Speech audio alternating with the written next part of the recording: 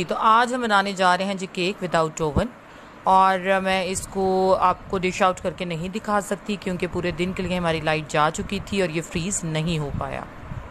ये देखें जी, मैंने कुछ ऑलमंड्स को, रोस्टेड ऑलमंड्स को इस तरह से चॉप कर लिया है और कुछ को मैंने केक को डेकोरेट करने के लिए इस तरह रख लिया है। जी, यहाँ पे अगर आप देखें तो मैंने 2 हाफ रोल्स लिए हैं मारी बिस्किट के। आप कोई भी बिस्किट ले सकते हैं, डाइजेस्टिव ले लें, कोई भी ले लें। अभी हमने क्या करना है, इन बिस्किट्स को रफली तोड़ना है। एक बाउल में मैं इन्हें शिफ्ट करूंगी इस तरह से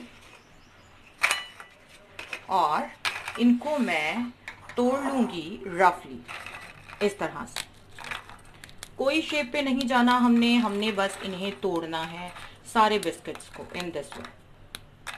ये देखें जी, मैंने सारे बिस्किट्स को रफली तोड़ लिया है। तो हमारा थर्ड स्टेप भी हो गया कंप्लीट। चेक कर लें, कोई भी बिस्किट जो है वो पूरा नहीं होना चाहिए, सबके सब जो है वो टूटे हुए होने चाहिए। तो ये सारे बिस्किट हमारे गए टूट।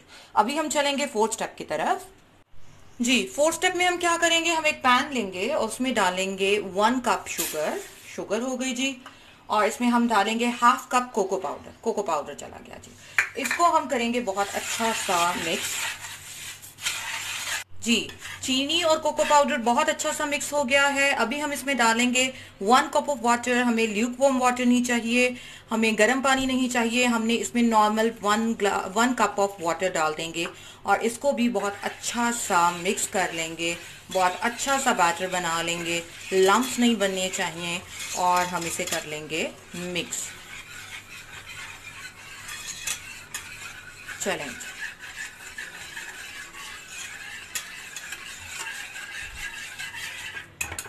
अभी हम इसमें डाल देंगे 3 to 4 टेबलस्पून बटर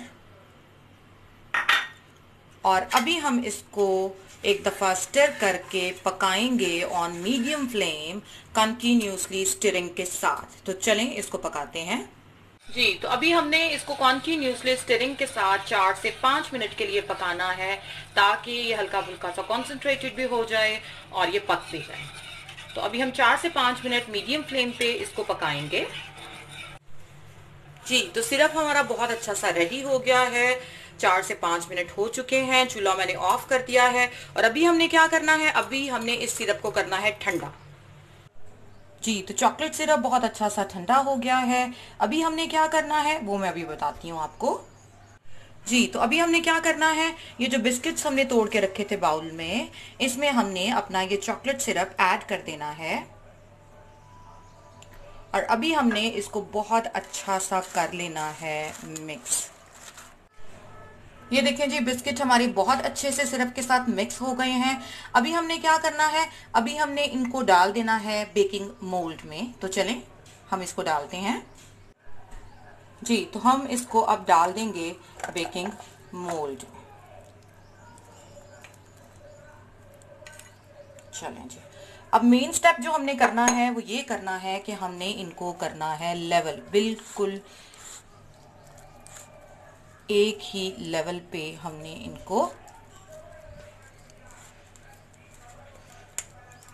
प्लेन कर देना है।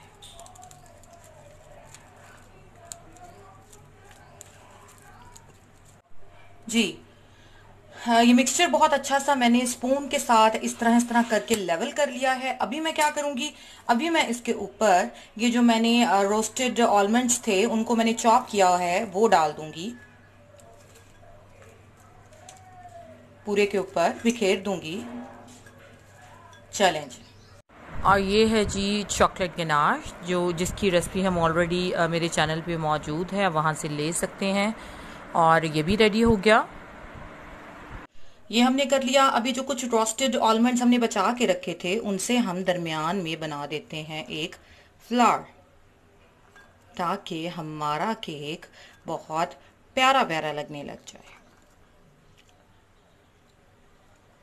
चलें जी, अभी हमने इसको करना है freeze for 2 to 3 hours at least और फिर हमारा केक ये हो जाएगा रेडी।